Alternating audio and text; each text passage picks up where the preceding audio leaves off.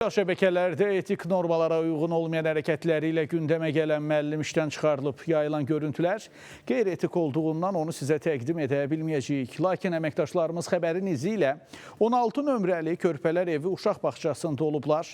Gəlin bərabər izləyək, görək orada nələr baş verib.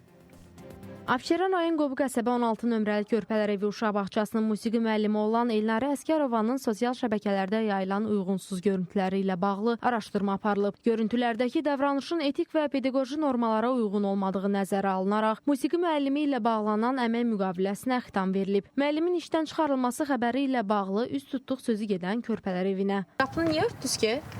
Uşaqları buraxırıq. Bağçanın əsas qapısını çəkiliş qrupumuzun üzünə bağlasalar da, məsələyə münasibət öyrənmək üçün binanın arxa girişindən içəri daxil olduq. Belə bir hadisə olmayıbsa, əgər qeyri-etik davranışlar olmayıb. Yuxarı orqanlarda öz aidiyyatı qanunu veriblər. Yəni işdən çıxarılıb, xitam verilib. Bəli. Məlumata görə Elnarə Əsgərova 2010-cu ildən burada fəaliyyət göstərsə də, heç vaxt qeyri-etik davranışları ilə rastlaşmayıblar. 2016-cı ildən burada işləyir. Çox mədəni, çox tərbiyəli, çox əxlaqlı. Yəni biz heç bir zaman o xanım haqqında mənfi fikirdə olmamışıq, heç bir pis hərəkətini görməmişik.